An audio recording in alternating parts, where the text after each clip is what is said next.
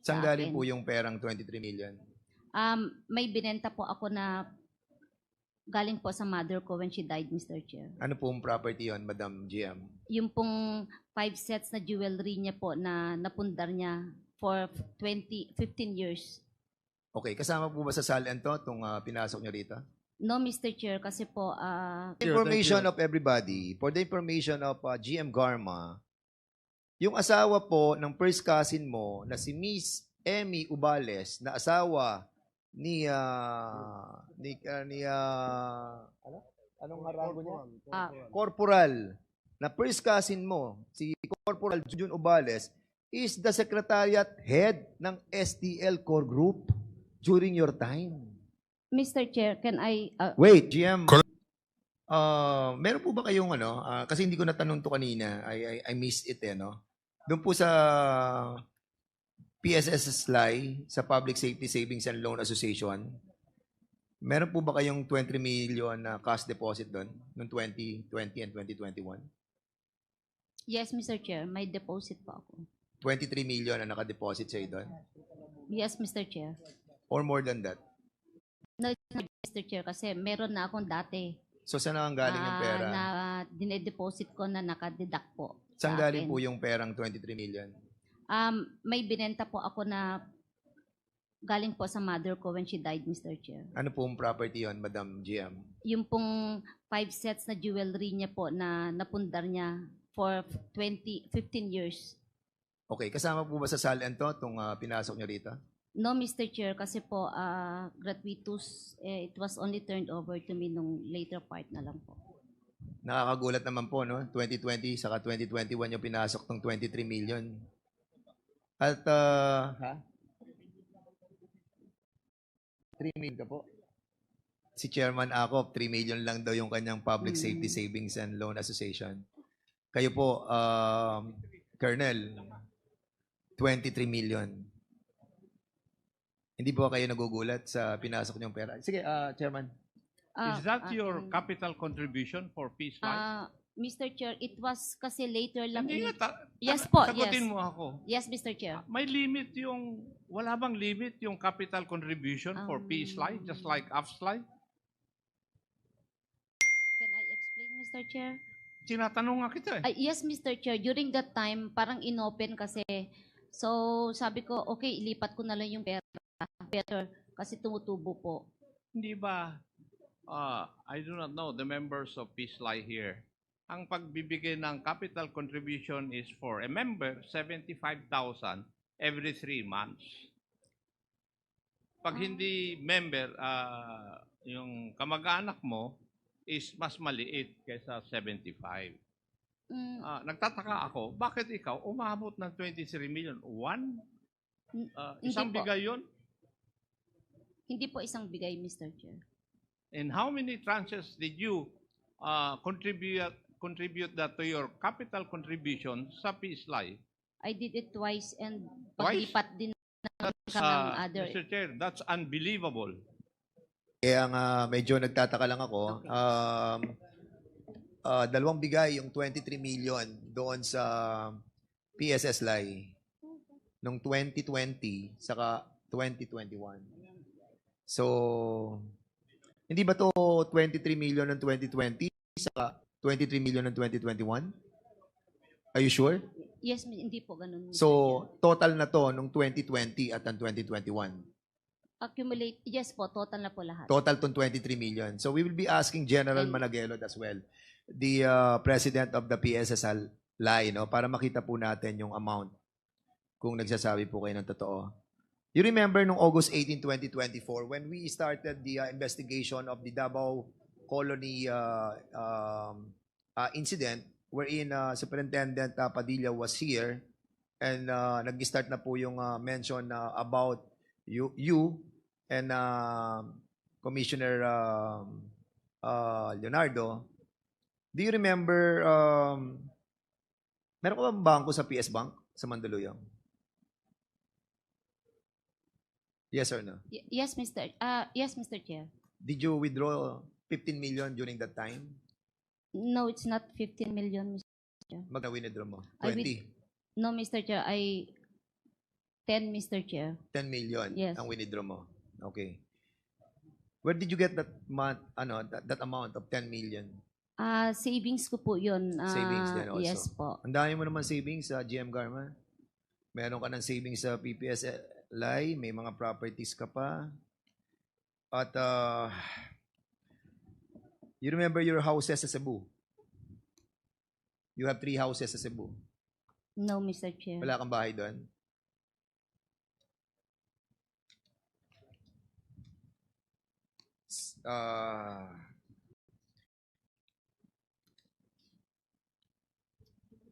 Wala kang bahay sa Central Visayas, sa Cebu City, sa Sitio Tupas? We will find out. Sa Cantipla, 1, Tabunan, Cebu City. Cantipla, Was that the, Mr. Chair? your house. Ilang beses ka nakita dito? Nagpunta po ako, Mr. Chair. Pero Correct. Cebu City, sa may Transcestal Highway, Cebu City. Wala din po, Mr. Chair. So yung sa Tabunan ay sa iyo na bahay. Can I make an explanation, Mr. Hindi, Chair? sabihin mo lang muna sa akin. Opo, opo. Yes, bahay mo yun. Yan, no. How much did you buy for this property? I did not buy it, Mr. Chair. Kaninong bahay to? Actually, there was an old house. And during that time, when I was the city director, Mr. Chair, Paano naging sa iyo kung hindi mo binili? I will explain. Sige, go ahead. If you will allow me, Mr. Chair, Yes. I will just get my notes. Okay. During that time, Mr. Chair, nag-establish kami ng detachment kasi daanan po kasi yan ng mga mag-exit from Cebu City, ginagawang exit po yan going to the province. Yun po yung kasagsagan po na maraming mga incidents po ng mga patayan or something. So I want to secure the boundary para hindi makalabas. Madali pong i-confine yung lugar kung sakali. So nag-establish kami ng detachment po doon. And nakita ko po, may area doon na inalaw naman kami to establish and there's an old house. Okay. So kinuha mo yung property yun? Can I explain further, Mr. Yes. What you're trying to tell us that naglagay kayo ng detachment just like in Hilltop na naglagay ka rin ng detachment na ginastos mo ng almost 1 million pero yung bahay mo nandun sa may taas. Is that correct, di ba? Ganun ang sitwasyon mo eh. Yung detachment nasa ibaba para mabantayan yung bahay sa itaas. Yun yung sa Hilltop. Yung dito sa Cebu, Hilltop. meron din kayong detachment and then meron din property. I'm referring to only one area, Mr. Chair. Okay. It's not a So isang only detachment lang to na pinag-uusapan natin. Yes, Mr. Chair. And during that time po, marami po mga officers na nagpatayo din ng property nila allowed to mention. Gumaya lang po ako, Mr. Chair. O sige, Ang sino? usapan lang naman dun is, bawal magputo ng puno, magtanim ka na magtanim, alagaan mo yung lugar. So, sino yung mga sinasabi mo mga officers So, na there's meron a din? 4-story house dun owned by General Medina. May bungalow po dun sina Sir Sinas, kina General Delvo, General Lee po, may container van, sina Sir Minong, Pem Solante, may house po ay cockpit arena po doon. Meron din pong foundation lang po na hindi natapos, owned by 2 generals and other police officers po. Can you submit that copy of those personalities that you have mentioned? Yes, Mr. Chair. I want to see those personalities that you have mentioned to us. Okay. Si Chuck Barondog, meron ding bahay doon? Chuck. Colonel, meron ka rin bahay doon sa Hilltop? Thank you, ma'am. Sir, Meron ka rin bahay? Yes or no? no, sir. Wala kang bahay doon? Kay ni Ibon? No, sir. Sa Hilltop? In Cantipla, sir, no, sir. Speak louder. Sir, no, negative, sir. Wala kayong bahay doon, ha? Sir. Grialdo, Hector.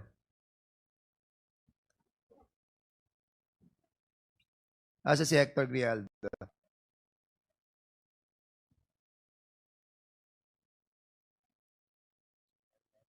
Okay. For the meantime, did you issue GM kay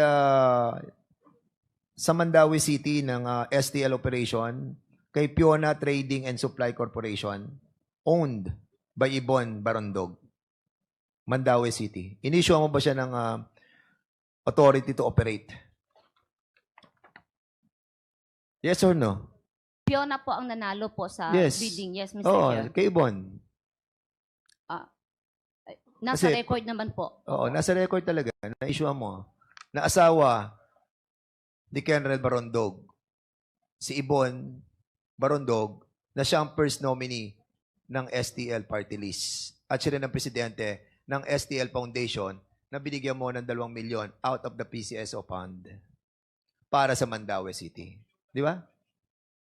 On the record, Mr. Chair. Okay, on the record. May I reiterate my request, Mr. Chairman, lastly, para po ipatawag si Igel Awakay, appointed as a permanent position na Technical B Assistant, appointed by Jen Garma doon po sa PCSO. Kasi siya po nag-aayos ng mga feasibility study ng STL na pinapasok ng grupo nila GM Garma. And as a matter of fact, Mr. Chairman, and I still believe that the operation of STL in the whole country is still being controlled by GM Garma with these people per people na appointed in the PCSO. For the meantime, Mr. Chairman, yun po muna, and I yield back my time. Sige, salamat Congressman Fernandez. Mr. Chair, can I make Sige, is make that a related sa Yes, sinabi Mr. ni Chair. Yes, sige. Mr. Chair, there is a process po sa pag-ano po ng STL. From the start parang po ng processing, paghulog and everything, naka-video po lahat yan. Pag binuksan po din namin yung Dropbox, naka-video din po yan at may 3 susi na may hawak po Office of the Chair, the core group, na umuupo po sa core group, which is the STL Core Group. STL core group, which is the manager ng gaming po. And 3 susi po yan, Mr. Chair. Pag binubuksan din po yan at ini-evaluate, meron pong representative lahat ng Board of Directors. At ang ginagawa po yan, ini-scrutinize isa po yan. At po yan, at ang nag-preside po sa processing na yan po ay ang Assistant General Manager for Gaming. Hindi po ako umuupo dyan. I only come in kung nahihirapan sila, like may conflict, and I will just give guidance and I leave them immediately. Pagkatapos po ng evaluation, Mr. Chair, ay ini-endorse namin sa board yan kung sino yung mga pumasa at hindi pumasa. Usually yung pumasa lang. Nagkakaroon po ng resolution Mr. ang Chairman, core group. point of order. I'm just explaining, Yeah, Mr. point Chair. of And order. then, What is the point of order? Are we discussing the guidelines in how to approve an STL franchise, or are we discussing EJK Pogo? I'm sorry, I'm a little Thank bit you lost, for Mr. Chairman. Thank you for calling the attention of the chair, DS JJ Suarez. Mr. Chair, Mr. konti na lang Chairman, po. if I may, ako Sasabihin ko lang po na pinagbobotohan po namin yan kung sino sige. po yung mananalo. Wala po akong hold or say po dyan. I have only 1 vote, Mr. Chair. Okay, Sige, for thank the you, information thank you. of everybody, for the information of GM Garma, yung asawa po ng first cousin mo na si Miss Emmy Ubales, na asawa ni anong rango niya? Corporal, na first cousin mo, si Corporal Jun Ubales, is the secretariat head ng STL Core Group during your time. Mr. Chair, can I... Wait. At si Igel Awakay, na job order lamang, no? And walang capacity to be appointed as technical assistant B, nilagay mo rin tao mo. can And that's the I, reason why you control the STL Core Group. Who decide who's going to win? Because, Mr. Chairman, nagsasubmit sila ng mga feasibility study. And all this feasibility study that was submitted to the STL Core Group, sila po ang mumahawak. First cousin niya, asawa ng first cousin niya, si Miss Emmy Ubales, PCSO. PCSO. Ah. I'll be asking first the Yes. PCSO before we recognize you. PCSO, can you kindly confirm yung position ni Emmy Ubales sa PCSO during the time of GM Garma? Can you kindly give Mr. us the Chair. position? Mr. Chair, Mr. Chair, Yes, Congressman Akop. may I know who is supposed to be the spokesperson or the head of the contingent from PCSO to answer the questions? Kasi papalit-palit. Merong isang sumasagot doon, may sumasagot doon. Who's the highest official of PCSO na present today? I think AGM, si Assistant General Manager Gabuya. Andyan Okay. siya? Ma'am, Gabuyo. She's on leave po.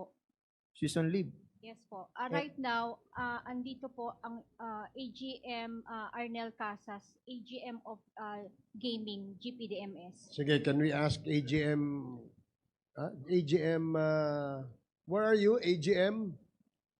Can you please take Yeah. And Mr. Chairman, this is very crucial for us to find out if still, no? Kasi, GM Garma, no?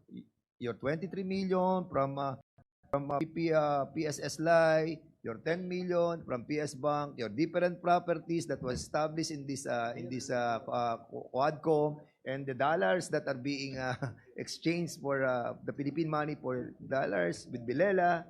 This confirms, where did you get all of this money? May tatanong pa nga ako sa iyo kung meron kang share sa Wakwak 80 million per share, meron ka ba? AGM, can you kindly confirm to us yung position ni But before that, did you take your oath already, AGM? Not yet, Your Honor. O di ba we ask you, everybody kanina, those who attended the committee hearing for the first time, take oath. So, Comsec, please administer the oath.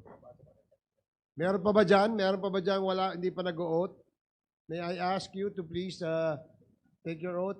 Or it's the last na lang siguro sa AGM. Please, Yes, Comsec. Mr. Chair. Please raise your right hand. Do you solemnly swear to tell the truth, the whole truth, and nothing but the truth in this public inquiry, so help you God? Thank you. So what we wanted to find out, AGM, yung role na ginampanan ni Emmy Ubales na asawa ng first cousin ni GM Garma during the time of her incumbency. Mr. Chair, si Emmy po ay pa-recall executive assistant po siya sa GM's office. But she's functioning as a head secretariat ng STL core group. Am I correct? She was assigned. Yes, she was assigned.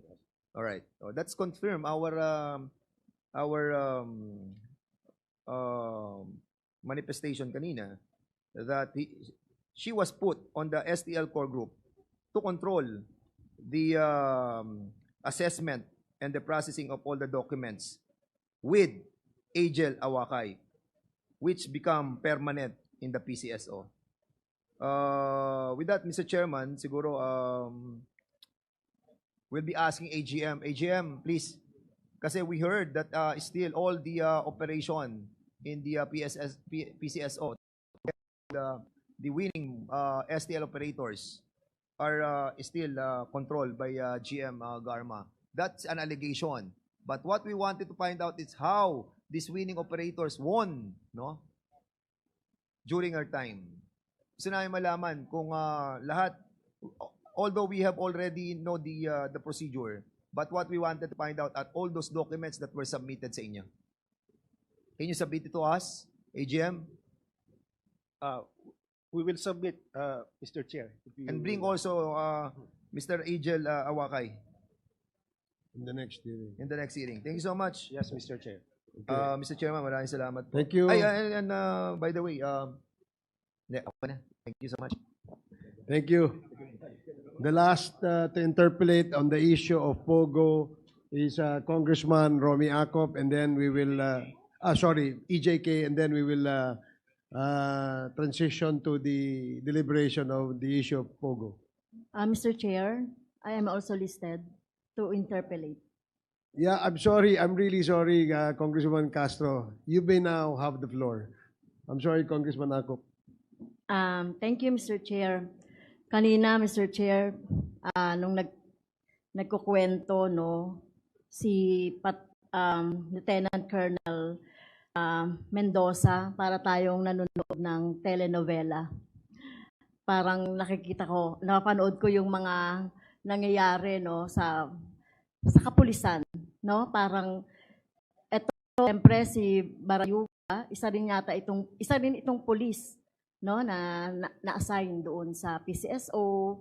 Tapos makikita natin, kung totoo yung sa affidavit ni Mendoza, parang sila, no, yung main character dito. Well, nakita natin din dito, no, Mr. Chair, at nakakalungkot. Tanong ko na nga si Colonel Mendoza. So, Colonel Mendoza, naisip mo ba yung utos? Yung utos ng, si Leonardo o kay Garma, naisip niyo po ba na hindi maganda o hindi tama yung gagawin? May hesitation po ako, Your Honor. Nung time na yun. Okay, may hesitation ka. Pero bakit itinuloy mo pa? Para bang ganun ba yung kultura sa police na kapag lower class, di ba, pag inutusan ng upper class, kailangan sumunod kahit na tingin nyo masama? Ito, pagpatay ito di ba? So, masama ito yung pagpatay. So, bakit po itinuloy nyo pa? Kasi po, nilagyan nila ng derogatory record na involved sa illegal drugs. Yung si Sir Wesley. Well, yun nga katulad ng sinabi ni Attorney Conti kanina no? Involved sa illegal drugs, kaya pwede nang patayin yan. O yung mga aktivista involved sa ganito, or inano kang terror, pwede nang patayin. So, ang ibig bang sabihin, parang automatic sa mga police, Mr. Chair, na kapag involved sa illegal drugs ay kailangan patayin or dapat patayin? Your Honor, napilitan po talaga ako doon na sumunod na lang. O dahil sa pera? Hindi po. Okay. Pero nakokonsensya ka, kaya testify dito. Yes, Your Honor. Yes, Mr. Chair, parang, well, as a teacher, no, lesson lang din ito, no, sa ating mga kapulisan. So, pag alam nating ito po ay masamang utos or pagpatay, paggawa ng krimen, kahit pa po yan nanggagaling utos ng nasa taas, ay hindi dapat na ginagawa. Tama ba, Colonel Mendoza? Yes, Your Honor. Lalo na yung pagpatay. And even involved yan sa illegal drugs. So, hindi ba dapat imbestigahan kung totoo ba? Kasi nakalagay dito, dun sa investigation po, Mr. Chair, ni Police Colonel Hansel Marantan. Kailangan pang imbestigahan, in-depth investigation on alleged involvement of Attorney Wesley Barayuga in rampant selling of illegal drugs. So kailangan pa yung imbestigahan nandito sa inyong recommendations Di ba? Opo, Your Honor. Yes, Your Honor, talaga nakakasikip lang ng dibdib yung mga nangyayaring ganito. Kasi hindi lang yan tungkol sa ganyan.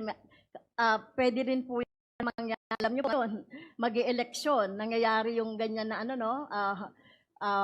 pwedeng may mag-utos, pumatay, yung ganito. Sana wala na pong mangyaring ganon, Mr. Chair. Kaya nakakabahala itong seemingly kultura sa PNP, no, kapag inutusan ka, pumatay, katulad ng nangyari sa Chinese na mga drug lords, nakakulong na nga, pinatay pa rin, di ba? Yung mga involved doon sa EJK nung panahon ni Duterte ay talagang talagang nakakaawa, Mr. Chair. Ano nga ba yung dahilan? Bakit pinatay? Okay? Anomalya ba? Sabi ni kanina, Colonel David Poclay, nasa drug list. Sinabi rin ni Mendoza, involved sa drug list. Pero ano po, meron dito kasi sinasabing ganun dito na fact-finding approaches surrounding the alleged anomalies in PCO which resulted in the filing of cases by the NBI against PCSO officials to the Office of the Ombudsman, in which Attorney Barayuga was a witness. Siya daw ay witness ng PI sa investigation in the case filed before the Office of the Ombudsman against former and current PCSO officials in connection with the alleged corruption in the remittances of STL. At nakita rin po natin sa pagre-research po natin, Mr. Chair, Barayuga helped PCSO streamline operations of another PCSO regulated game, the Small Town Lottery, by introducing an audit system that led to the discovery of millions of pesos in loss of revenues. So kailangan natin maimbestigahan ito, Mr. Chair, no? Kasi ito yung nakikita na findings, no? Tanong po natin sa PCSO, sino po ba yung pinakamataas diyan? I see, sir, si Mr. Arnel Casas po. Meron po bang case ngayon sa Ombudsman involving officials of PCSO? To your knowledge? Mr. Chair, allow me to consult with our legal department on the matter. Yes, Sir Arnel. I'm sorry. Meron po ba kayong alam na ano? Allow me to consult po with our legal officer. Wala. Mr. Chair? Mr. 1 minute lang po, ma'am. Okay, 1 minute suspension, Mr. Chair. Okay. Session suspended. Please reply to the Thank you, Mr. question Chair. of Congresswoman Castro. Thank you. Mr. Chair, as per my consultation with our legal department, we did not receive any official communications as regards any case filed against Ombudsman. Mr. Chair. Okay, so Mr. Chair, nandito kasi sa findings. So tignan natin kung na-file po. But anyway, Mr. Chair, siguro kay Police Colonel David Poclay, nakalagay po kasi sa recommendation ninyo, magkakaroon pa kayo ng investigation. Mr. Chair, kasi itong kanilang findings or itong kanilang, ano bang tawag dito, yung kanilang mga recommendations ay investigation report, RE-SITG, Barayuga shooting incident, September 28 pa po, 2022. So meron na bang development itong investigation, Mr. Chair? Mr. Chair, sir, After September 28, 2022. there were no more developments after this report was written, but it was not terminated, and therefore the CIDG is not precluded in reopening or continuing with the investigation with this development. Okay, so with the latest development now, are you thinking of investigating further sa nangyari ngayon dito sa Yes, Madam Mr. Chair, we have sent a memorandum to NCRFU to continue with the investigation. Okay. Thank you, Mr. Chair. One lang po, Mr. Chair. Hinahanap ko si former Police Chief Albayalde, pero umalis na pala. Kasi yung question ko ay sa kanya rin.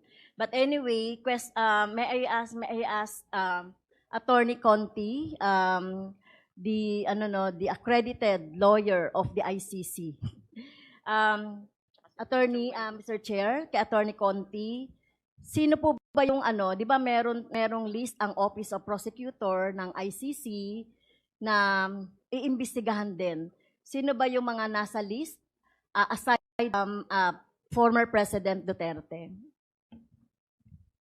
Well, first, Your Honor, actually we have another counsel, a counsel accredited with the ICC, Attorney Joel Butuyan of the Center Law is also present. But as to the question, Your Honor, most recently, the Office of the Prosecutor of the International Criminal Court identified 5 possible suspects in the investigation in the crimes against humanity in the Philippines. Foremost is former PNP Chief Bato de la Rosa, former PNP Chief Oscar Albayalde, Eliazar Mata, and 2 other names which escape me, Your Honor. Romeo Karamat, yes, Your Honor. And Romeo Karamat. Is that all? there's a 5th one, Your Honor. Let me just check again. Si Attorney Joel, meron po ba kayong alam? So, aside from former President Duterte, Albayalde, Karamat, De La Rosa, Patang, Your Honor, I confirm the names that were mentioned by Attorney Conti, Your Honor, but there are actually no official confirmation from the ICC yet on the full list of the names that are under investigation in the ICC, Your Honor. So, in your knowledge, Mr. Chair, in your knowledge, anyone can answer. So, in your knowledge, pag ganitong nasa Office of the Prosecutor and they are on the list of suspects, ano ba sila? Sinosomon ba sila? Or binibigyan sila ng, ng sulat para mag-testify? Or sumagot doon sa At this point, hindi pa po, Your Honor. Attorney Conti? Sorry, Your Honor. The last name is Colonel Edilberto Leonardo. Sorry. So 2 of them are named as suspects in the document. Well, as of now, it's unverified. But I believe that the document, there is high probability that it is correct and true, Your Honor. But as regards the question, in fact, the ICC is looking at a variety of actors, even regional, provincial, and city-level directors in charge of coordinating operations on the ground. The working theory of the ICC, as we know it, Your Honor, is that these killings were under the instruction of a group, in particular the Davao Boys or Davao Group, and under the instruction or direction of President Rodrigo Duterte. And as it appears now, there are also private individuals involved. So may police po, tapos meron din pong private officials na involved, na parang ang lumalabas, isa po palang criminal gang. Kaya importante po yung punto tungkol sa reward system, kasi yung po yata ang magdidikit-dikit sa kung paano nga ba napopondohan yung patayan. Okay. So, thank you, Attorney. Dito po sa, hindi niyo po alam kung sila po ay officially nag-respond, nag-cooperate sa ICC, investigators. So, wala po kayong alam doon. Wala pa, Your Honor. Okay. And that is confidential, Your Honor. Okay. Thank you.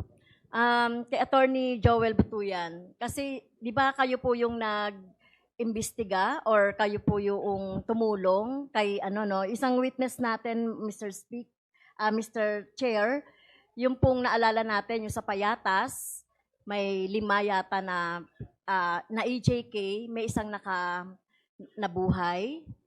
Okay, so salamat, nabuhay. Si Murillo. Mr. Chair, kumusta na po si Murillo? Your Honor, he was actually invited to be a resource person in this investigation. Yeah. But he really has fear for his life, Your Honor. He was the subject of an assassination by the police, but he survived. His is an extraordinary story because he survived. And he identified the policemen who fired at, who killed 4 of his friends and who fired at him, Your Honor. A direct assault case was filed against him in the trial court of Quezon City. We got him acquitted after 7 years of hearings.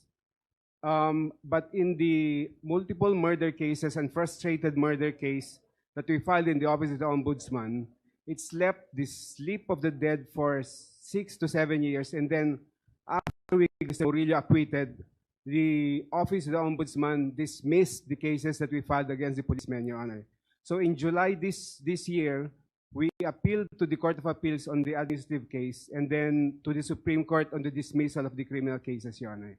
Yeah, ito yung grupo ni Colonel Patay. Yes, sa, Your Honor. The sa Payatas. Police o sa Batasan. Station 6, headed by Okay. Colonel Lito Patay, Your Honor. Okay. So, meron pa po ba kayong ina-assist na related to EJK under the Duterte administration? We represent a total of 40 incidents, Your Honor. 35 in San Andres Bukid, Manila, 35 deaths. We filed a petition for a writ of amparo. This was consolidated with the case of Attorney Chel Jokno. And it was because of that case that the Supreme Court ordered the police to divulge all the documents related to the killings from 2016 to 2017. Unfortunately, until now, there's no ruling yet from the Supreme Court, Your Honor. Okay. On so, the writ of amparo still case. pending? Yes, Your Honor. Okay. Mr. Chair, pwede natin tulungan po no, yung si Murillo na maka-attend sa atin at mas-secure yung kanyang yung protection niya and security. Baka pwede pong may magawa ang chairman, ang chair, ang committee, ang Quadcom para po dun sa security and protection ni Murillo po. Sige, we will just confer with the lawyer of Mr. Murillo and before we decide on that, Your Honor. So thank you, Congresswoman Thank you, Mr. Castro. Chair. And last, to interpolate, but before that, Congressman Acop, just a short manifestation from Congressman Romulo. Congressman Romulo, you're recognized. Yes, thank you, Mr. Chair. Mr. Chair, I understand, I was not here early on, that Deputy Speaker, one of our Deputy Speakers will be recommending that eventually in the report that you will file a murder charge be filed against certain individuals based on the two affidavits. My only question to the chairpersons is, right now, that report is still going to happen sometime in the future. I don't want anything to happen, but what if something happens to the two witnesses today who gave us a very riveting salaysay? Should we not have a deposition or the DOJ depose these two so that yung salaysay po nila can be used even in the future? Kasi sayang po eh. In a few minutes, we probably will suspend this EJK. If we suspend this now, sayang po yung salaysay ng dalawang witnesses dito eh. Yes, Baka naman pwede ay mag-recommend tayo sa DOJ for a deposition to be taken so that this can be used for the future. Kasi kanina rin po, no, si Police Colonel Poklay, sa investigation nga po nila, hindi nga kasama to eh. Parang secondary lang to eh. Ito po, there are two persons here against their self-interest have already given an affidavit. Sayang po if we do not get this, depose this para talagang magamit po ito in the future. Thank you, Mr. Chair. Yes, Your Honor. Mr. Chair. Prior to the appearance of our witnesses, we have already conferred with the DOJ as to their deposition. So everything is being observed by the DOJ, and everything will happen after this hearing today, Your Honor. Maraming Thank you, Mr. salamat. Chair. So the last a short manifestation, Very quick, Mr. very Chair. quick manifestation from Congresswoman Luistro before the last interpolator. In addition, Mr. Chair, to the manifestation of the Honorable Romulo, I respectfully move that we recommend Colonel Mendoza and Nelson Mariano for witness protection program, Mr. Chair, so they can help us solve and prosecute and conclude this issue surrounding us, because it now appears that the program against dangerous drugs was used not only to go against the real perpetrators, but even against competitors, as shown in the previous hearings, and even for purposes of political vendetta. And this time, I do not understand why even the official in the PCSO has to be placed in the narco list, only to be killed later on, and only to find out that there is no truth behind his inclusion in the narco list, Mr. Chair. We are confronted by a very comprehensive issue about the Philippine National Police, its power being used for the perpetration of various illegal activities, Mr. Chair. So I respectfully move, as I have moved already, Mr. Chair, we place these two vital witnesses under the Witness Protection Program, Mr. Chair. Thank So you. moved. Thank you, Congresswoman Luistro. For the information of our honorable members, the DOJ is in close coordination with the Quadcom. And all these things that the honorable members are requesting are actually being noted down by the DOJ in order for them to take action immediately after the hearing today.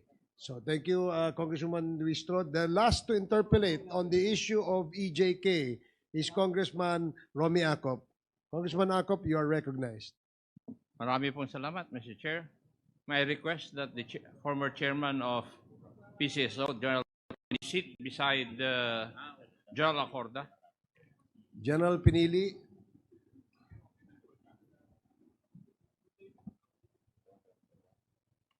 And may I request, Mr. Chair, na yung in charge ng STL franchises take the place of the Assistant General Manager para hindi na po papalit-palit. Okay. May we ask the official of the PCSO in charge of gaming? Yung pag-grant ng franchise ng STL. Can we... Mr. Chair, is it about the procedure? About the procedure on STL? No, yung nag-grant in charge na pag-grant ng STL. Franchises. Board yun, sir. Members of the board, Mr. Chair. Board? Yes, sir. Oh, so you're going to speak for and behalf of them? No, I cannot, sir. Ay, sino po ang maupo? We don't have a member of the board right now, Mr. Chair. Eh, sino po ang nandito na nakakaalam po yung pag-issue ng franchises?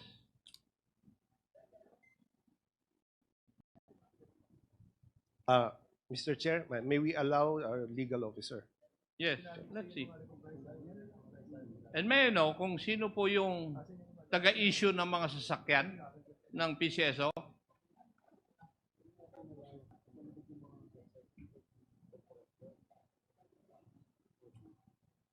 Meron ba yung nag-issue ng mga sasakyan? Just like the pickup used by the late Wesley Barayoga? Good afternoon, Mr. Chair.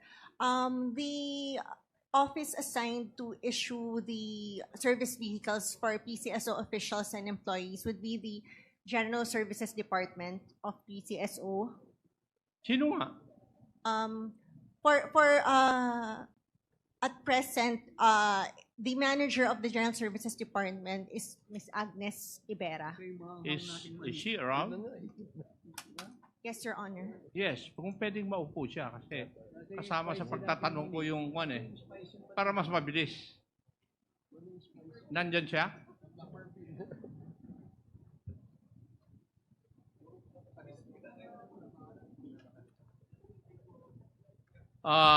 Have you all taken your oath? Not yet, Your Honor. Kanina pa pinatatayo yung mga resource persons na dapat nandito eh. Kaya tatagal ang hearing. Madam, nag-take oath ka na ba? Have you taken your oath? Kanina po yung sinabi nyo doon sa... Tumayo po ako doon kanina. You have taken your oath. Ikaw, attorney. Not yet, Your Honor. Mr. Chair, Comsec, please administer the oath of attorney. Please raise your right hand. Do you solemnly swear to tell the truth, the whole truth, and nothing but the truth in this public inquiry? So help you God. Thank you, sir. Thank you, Comsec. Please proceed, Congressman Akop. Before I proceed to the issue at hand, I ask some clarificatory questions. For Colonel Grijaldo, ito ba ang last name mo, Grijaldo? Yes, sir. Yes. When were you assigned sa Mandaluyong? Before Mandaluyong, sir. Hindi. When were you assigned to the Mandaluyong City Police Force? Kailan?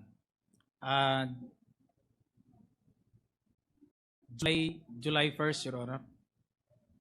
July 1st of 2020. Yes, sir. Yes.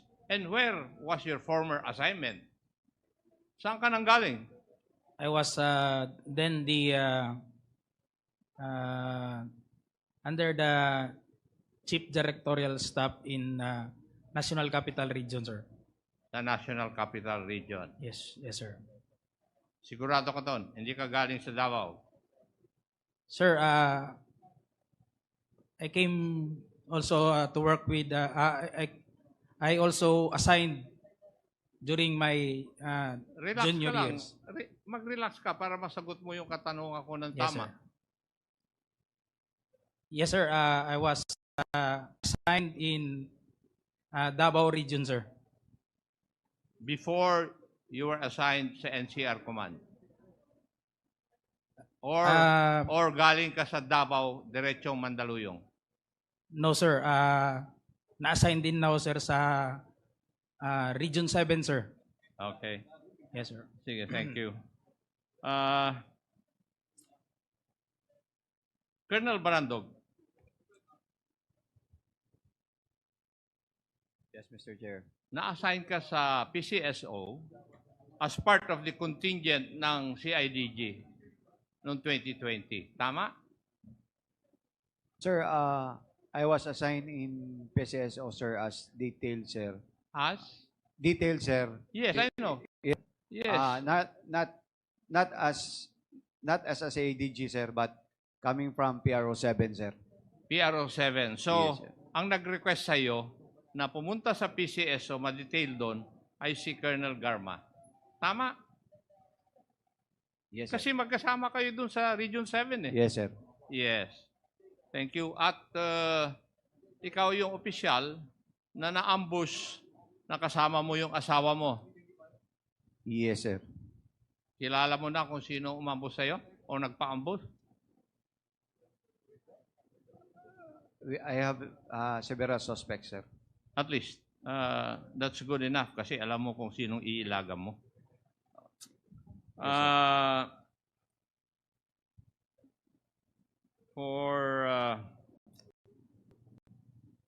For this SITG, CIDG,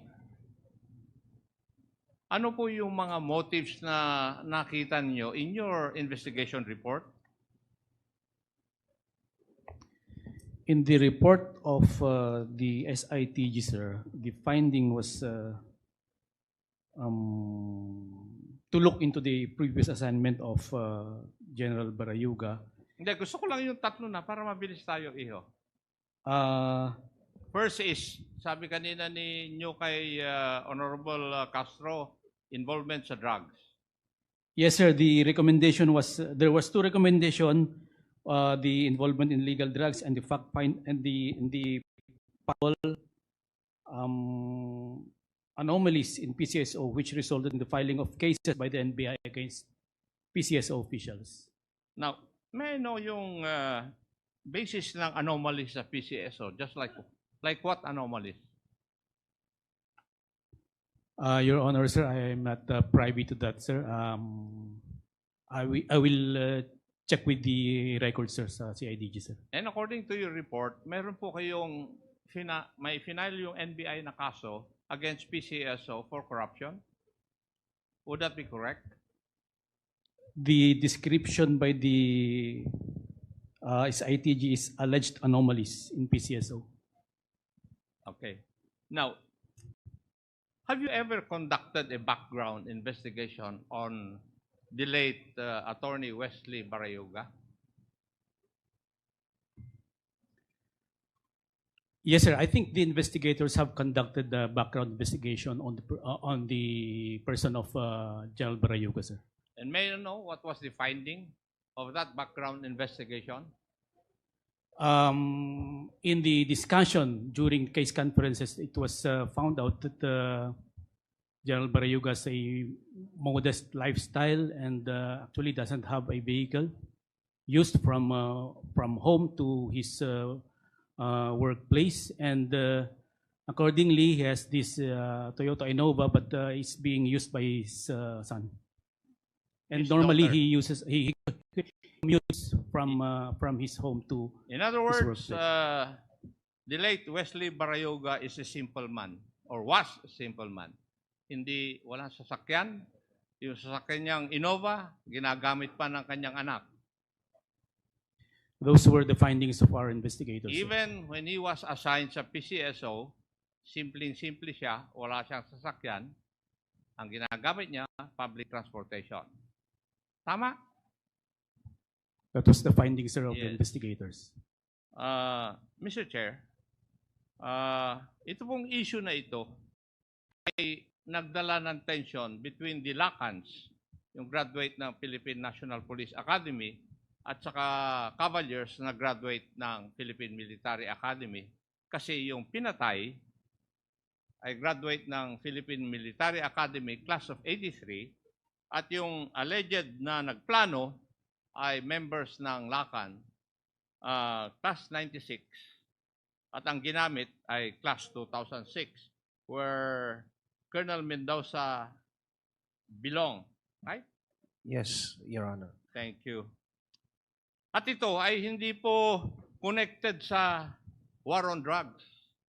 Ginamit ito na issue laban kay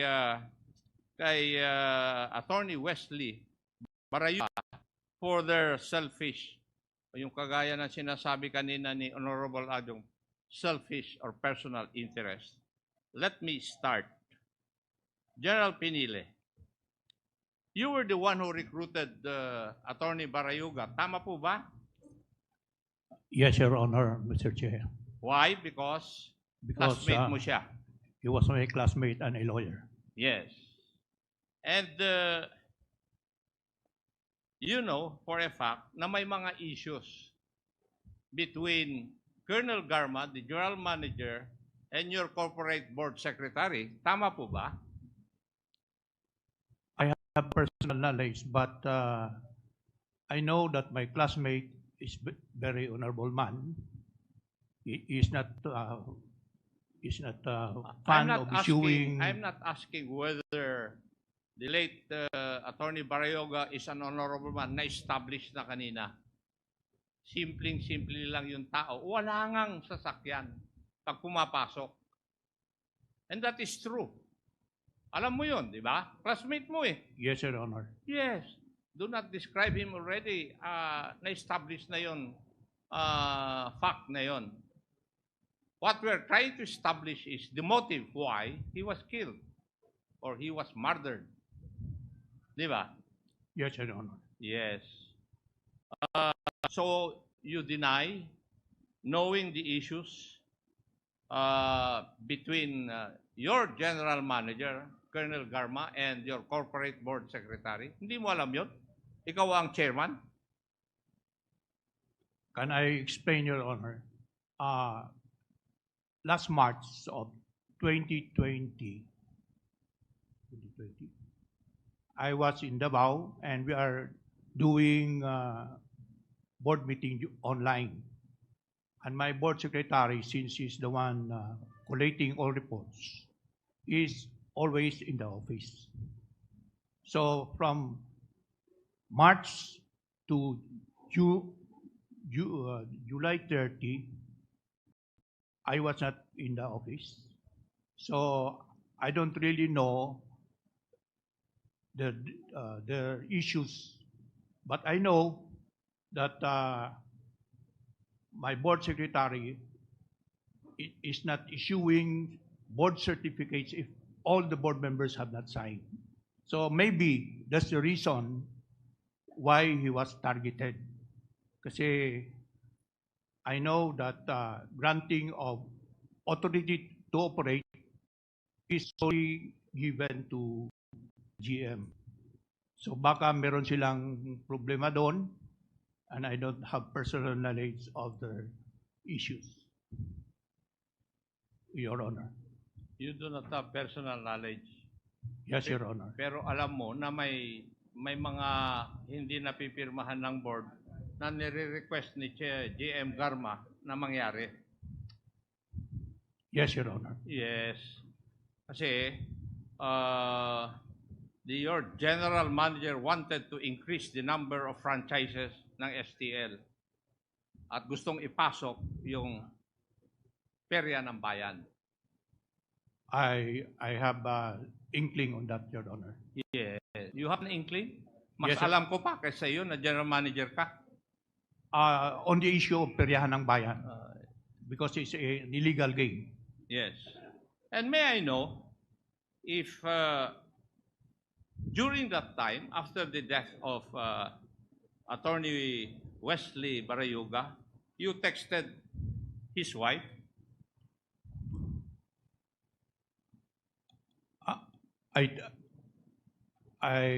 Maybe I inform her, Your Honor, because my classmate was killed, and as a classmate and also the chairman, it's my obligation to inform her, Your Honor. That is your obligation, right? Yes, Your Honor. And you informed her na meron kayong parang separate investigation group to look into it. Tama rin po ba?